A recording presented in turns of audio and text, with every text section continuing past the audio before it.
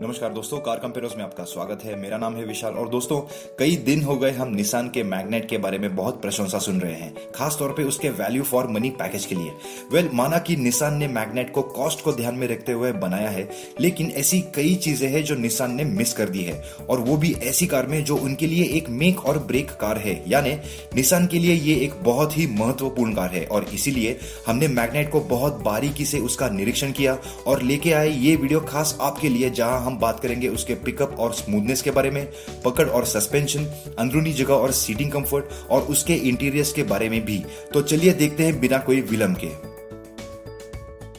सबसे पहले बात करते हैं सेफ्टी के बारे में। दोस्तों जब सेफ्टी की बात आती है तो निसान ने उनके मैग्नेट में सिर्फ 2 ही एयरबैग्स दिए हैं। जी हाँ, अक्रॉस ऑल द वेरिएंट्स, यानी सभी वेरिएंट्स में आपको सिर्फ 2 एयरबैग्स मिलेंगे, जहां उसके कुछ प्रतिस्पर्धियों को 6 एयरबैग्स दिए जाते हैं, जैसे कि वेन्यू के SXO वेरिएंट में, सोनेट के GTX वेरिएंट में, XUV 00 जिसके W80 वेरिएंट में 8 एयरबैग्स दिए गए हैं, और फिर इकोस्पोर्ट जिसके टाइटेनियम और S वेरिएंट में 6 एयरबैग्स आते हैं। और तो और रेनो के ट्राइबर के RXZ वेरिएंट को भी 4 एयरबैग्स दिए गए हैं। और कार बाहर से भले ही बहुत अच्छी और आकर्षक दिखती हो, जिसकी वजह से बिना कोई शक के बहुत लोगों के पैर निसान के शोरूम की ओर बढ़ेंगे, लेकिन जब कार के तब आपको मैग्नेट के इंटीरियर्स बहुत डल लगेंगे, आकर्षक नहीं लगेंगे। जी हाँ, निसान ने जो उनके कॉन्सेप्ट वीडियो में मैग्नेट को दिखाया था वो आपको नहीं दिखेगा। बहुत सी आपको चीजें ऐसी दिखेंगी जो सीधे सीधे ट्राइबर से उठाई गई है। और जब इंटीरियर्स के प्लास्टिक के क्वालिटी की बात आती है तो आपको डैशबोर्ड और ऑल ब्लैक डोर पैड का प्लास्टिक बहुत हार्ड और पुअर क्वालिटी का लगेगा, स्पेशली मैग्नेट के प्रतिस्पर्धियों को ध्यान में रखते हुए, जैसे कि वेन्यू या XUV 300। फिर डे नाइट मिरर भी दिया है निसान ने, लेकिन उसका प्लास्टिक अगर आप देखोगे तो वो बहुत चीप है, बहुत लो क्वालिटी का है, और तो और उसका साइज भी ठीक से नहीं दिया है निसान ने। इतना छोटा है कि उसमें दिखने वाले कांच को भी वो कवर नहीं करता, जिसकी वजह से ड्राइवर का रियर व्यू कॉम्प्रोमाइज हो जाता है। फिर जब टच स्क्रीन की बात आती है तो वो भी थोड़ा सा लैग होता है, उसके साथ साथ फोन भी कभी कभी डिस्कनेक्ट हो सकता है। फिर उसकी डिस्प्ले क्वालिटी भी ठीक ठाक है और वो एडेप्टिव नहीं है दोस्तों। हालांकि एडजस्टमेंट के लिए सेटिंग्स दी है, लेकिन वो क्वालिटी रात में और पुअर एक्सपीरियंस कराती है।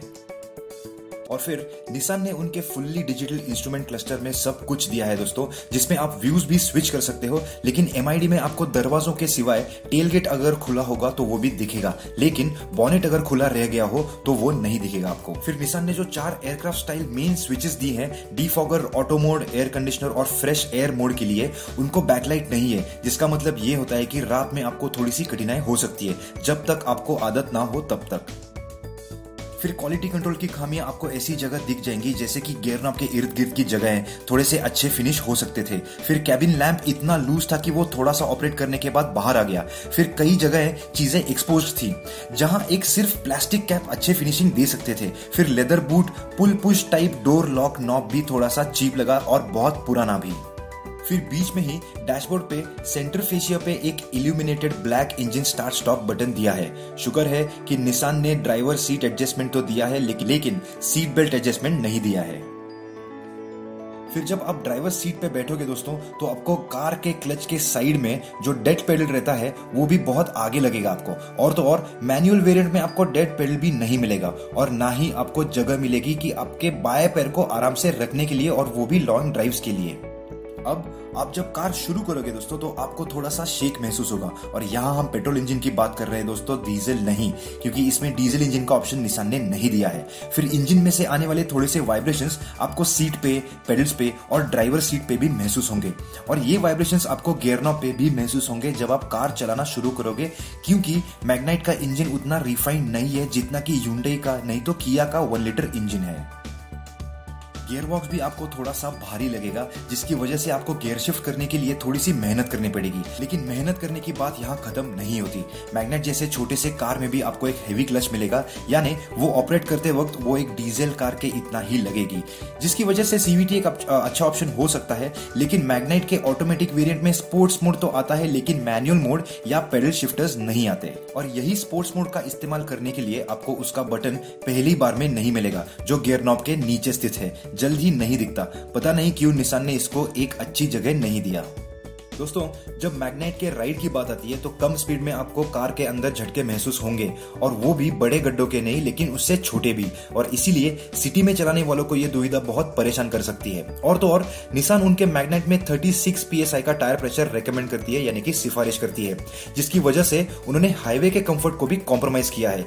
मुसीबत की बात यह है कि टायर प्रेशर थोड़े से कम करने के बाद भी आपको मध्यम या बड़े साइज के गड्ढे महसूस होंगे, जो आपको तो पता ही होगा कि हमारे इंडियन रोड्स पे कितने हैं। आखिर में दोस्तों आता है निसान के बहुत ही छोटे से डीलर नेटवर्क की और उसकी वजह से होने वाली उनके कस्टमर्स की दुख भरी आफ्टर सेल्स सर्विस की कहानी। दोस्तों, 2019 की आर्थिक अनिश्चितता और उसकी वजह से बढ़ी हुई इंश्योरेंस कॉस्ट और उधारी की कमी की वजह से ऑटोमोबाइल की डिमांड बहुत ही कम हो गई थी, जिसकी वजह से मारुति सुजुकी और ह्युंडई जैसे बड़े कंपनीज को भी अपने डीलरशिप्स कम करने पड़े थे। और जाहिर सी बात है, ये कहानी निसान की भी थी, लेकिन इसकी वजह से निसान के कई डीलरशिप्स कम हो गए। हालांकि निसान ने पिछले ही महीने में यानी कि नवंबर 2020 में अनाउंस किया कि वो इंडिया में अपना presence Nissan next global strategy की मदद से बढ़ाने का प्लान बना रहा है। लेकिन अब आगे जाके वो पता चलेगा कि वो कितना बढ़ने वाला है या नहीं। टोटल स्टोर की तरफ से खास कार कंपनी दर्शकों के लिए उनके सारे T shirt, hoodie, keychains, mask और स्टिकर्स पे 25% का डिस्काउंट ऑफर हम आपके लिए लेकर आए हैं।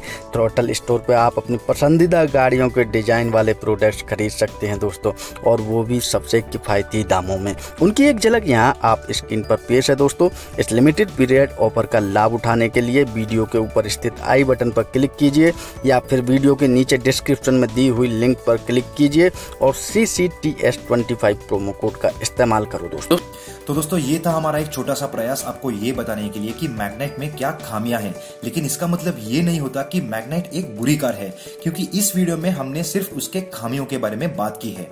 हमारा आने वाला निसान मैग्नेट के खूबियों का वीडियो देखना मत भूलिएगा, जिसके बाद आपको पता चल जाएगा कि मैग्नेट लेनी चाहिए या नहीं।